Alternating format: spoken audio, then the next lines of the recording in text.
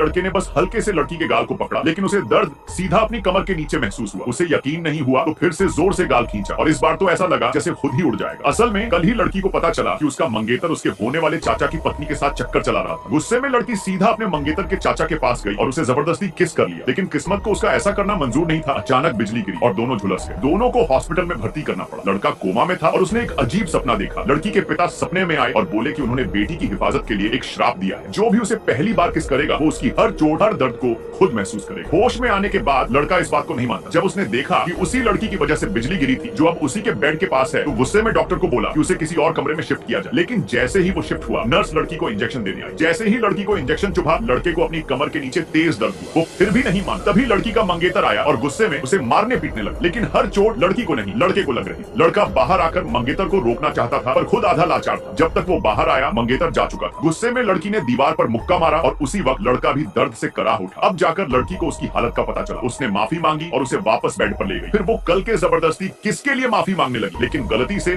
Bed से टकरा गई। लड़के को फिर दर्द हुआ। गुस्से में आकर लड़के ने लड़की को फिर से गाल पर खींचा, लेकिन फिर वही हुआ, दर्द उसे ही हुआ। इस बार उसने मान लिया कि लड़की के पिता का श्राप सच है। उसे लड़की की हर चोट का एहसास नीचे होता है। अब डर के मारे कि कहीं लड़की को और चोट न लगे और उसका नुकसान न हो जाए, उसने बॉडीगार्ड बुला लिए और लड़की को अपने घर ले जाकर निगरानी में रखने को कहा। फिर अपने दोस्त को बुलाया और पूरी बात बताई। दोस्त पहले तो हंसा, लेकिन फिर कहा कि ये तो अच्छी बात है, क्योंकि कुछ साल पहले लड़का एक हादसे में अपनी संवेदना खो बैठा था और अब अगर दर्द महसूस हो रहा है तो इसका मतलब है कि शायद लड़की की मदद से वो ठीक हो सकता है। उधर लड़की को घर में कैद कर दिया गया। वो भागने की कोशिश में खुद को चोट पहुंचा बैठी। जैसे ही उसकी उंगली फंसी, लड़का फिर से दर्द में छटपटा। फिर लड़की ने अपनी उंगली पर फूंक मारी और लड़के को भी वैसे ही कुछ महसूस हुआ जैसे कोई उसके जख्म पर फूंक मार रहा हो। लड़का गुस्से में ऊपर गया और लड़की को रोका। लड़की वापस घर जाना चाहती थी, लेकिन लड़का उसे नहीं जाने दे सकता था, क्योंकि वो उसे चोट लगने नहीं देना चाहता। उसे कैसे बताता कि उसकी हर चोट उसे नीचे महसूस होती है। जब लड़के ने लड़की और उसके मंगेतर की शादी रद्द करवाई तो लड़की बहुत खुश हुई। वैसे भी वो शादी नहीं करना चाहती थी, लेकिन वो ये सोचने लगी कि शायद लड़का उसे पसंद करता है। लड़के ने उसे टोकते हुए कहा कि ये सब उसके अपने फायदे के लिए, ताकि उसे दर्द न हो, लेकिन फिर माना कि अब लड़की उसकी जिम्मेदारी है। लड़की ने खुश होकर उसे विदा किया और कहा कि उसका बिजनेस खूब चले। इधर मंगेतर को जब पता चला कि उसकी शादी रद्द हो गई है तो वो बौखला गया। वो लड़की से प्यार नहीं करता था, लेकिन लड़की ने कभी उसके दादाजी की जान बचाई थी और दादाजी ने कहा था कि अगर वो लड़की से शादी करेगा तो उसे परिवार की विरासत दे देंगे। अब जब शादी कैंसिल हो गई, मंगेतर ने लड़की की माँ को किडनैप कर लिया और लड़की को धमकाया, अगर शादी नहीं की तो माँ को दोबारा नहीं देख पाएगी। डरी सहमी लड़की शादी के मंडप पर पहुंची। पूरे बदन पर जख्म थे। मंगेतर ने जब देखा तो गुस्से में बोला, जल्दी ड्रेस बदलो, शादी करनी है। तभी उसे लड़की के पास से एक पेन ड्राइव मिली, जिसे देखकर उसे याद आया कि लड़की ने उसका धोखा एक्सपोज करने के लिए फुटेज रिकॉर्ड किया। वो पेन ड्राइव तोड़ दी और लड़की को धमकाया कि अब शादी करो वरना अंजाम बुरा होगा, लेकिन लड़की ने इनकार कर दिया। मंगेतर ने सोचा, अगर लड़की मर गई और मैं ज्यादा दुखी दिखा तो हो सकता है दादाजी मुझे ही वारिस बना दें।